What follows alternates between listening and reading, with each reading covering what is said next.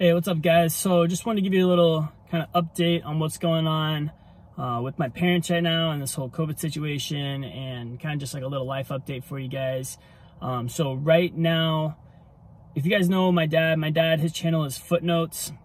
His name's Pastor Bill, and him and my mom just had COVID over this last week, and my dad got a lot better. They were taking the ivermectin medicine or whatever, and my dad got a lot better, but my mom just seemed to get progressively worse.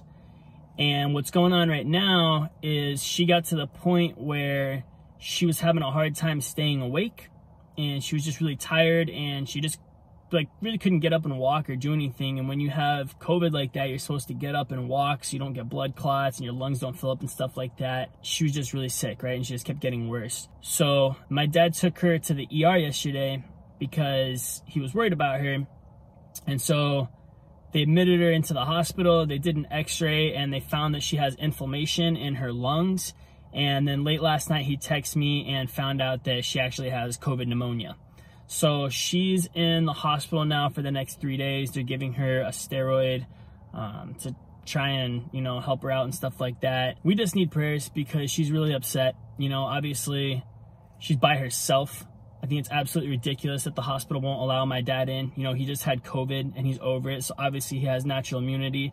Obviously it's not going to be a problem for him to be in there with my mom, but it is what it is. What's going on right now is absolutely evil and wicked in the world, so they won't allow anybody in there with her. So my mom's just sitting there alone, just super sick, scared, and it just sucks, It sucks for her, it sucks for my dad, it's really hard on both of them, and I know it's really stressing my dad out, but at the same time, I was talking to my dad yesterday, and, I feel like God put it in my heart to tell him that this is just like Job, this is just like Job, where nothing happens without God allowing it. It's not like this was some rogue germ that came out of nowhere and it's just like, what's happening? What's going on to me? I just like, why is this happening? It's like, dude, if you're a child of God, you have a hedge of protection around you and nothing is going to happen to you unless God allows it, right? The devil, the enemy has to come and he has to ask God for permission to even touch you, right? So this is not something that is without God allowing it, right? And what my biggest prayer is number one, that God would just comfort my mom, that she would be comforted, that my dad would be comforted, for complete healing over her body, because at the end of the day, like, this is serious. And I'm gonna be real with you. Like, I was one of those people when COVID was first happening, it was first popping off, I was like, oh, it's just like a worse flu, but it's really not. Like, COVID really is a lot worse than the flu.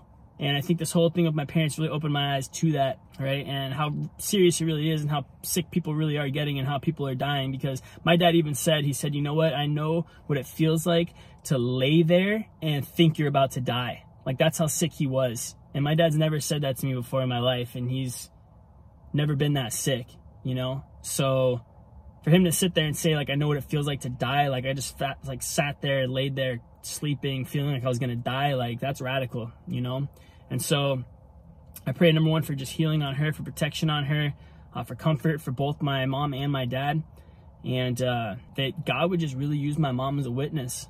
I know she's really tired in there and she's scared and everything like that too, but I'm hoping that God just overwhelms her with his presence, and that this would be an opportunity for her to share the love of Christ and the hope and the joy of Christ with those doctors and nurses, right? When they see someone that's suffering so intensely, like, God might have allowed this because there's a nurse or a doctor in there that he wants to bring to him, right, and save them, and he's going to use my mom as a witness. So I'm just praying that that's the case, and I pray my mom would just be a great witness, and that this would lead people to Christ, But at the end of the day, I know God's in control. I know that this could possibly be a situation where, something could happen to my mom, and it's a little scary, it's really stressful, and this couldn't have come at a worse time in my life, to be honest with you. Like, I'm at this point right now where the past week has been just a really rough week for me personally. I work in retail and I don't like my job, and it's Black Friday week, right? And this whole week has been super stressful, incredibly busy. I've been doing the work of 3 people by myself. And it's just a lot of physical lifting and just, just stress, and I'm just tired, I'm just exhausted. And we got the baby at home and stuff like that too. And just, you know, I'm really grateful for my wife, because since I gone back to work and stuff, she stays up with the baby, you know, all night. She stays up with the baby because, like, I got to go to work early in the morning, and it's just like my job's super physical and like hard, you know, and I gotta sleep, but I'm sleeping in the room still, and he just wakes up a lot, so it wakes me up a lot, and it's just, I feel really run down, like just super run down. And what I noticed this week is the devil will come and attack you when you're not ready for it, right? And that's always how it works. Like, the devil really doesn't come in and attack you when you're like super close with the Lord, you're on fire for him, you're walking really close to him, and just like you're on fire, you know what I'm saying? Like, he really doesn't come and attack then. He waits until you're tired. He waits until you're stressed out.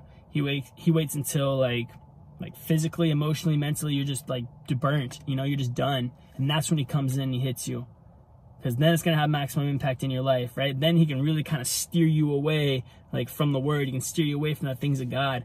And so this week has just been one attack after another, and like, we're all just tired, you know, we're all just tired, we're all just exhausted. So just prayers for our family, you know, just prayers for our family, because I feel like everybody's just run down. It's just been a crazy week. And this just whole thing of my mom being admitted to the hospital is just kind of like the tip of the iceberg, you know? So it's stressful, but I have full faith in God. Like, I can't imagine not walking with the Lord. You know, I can't imagine not having a relationship with God when stuff like this happens, because like, you can kind of rest a little bit and know that God's in control of all of this, and that there's really nothing that's going to be done outside of his will.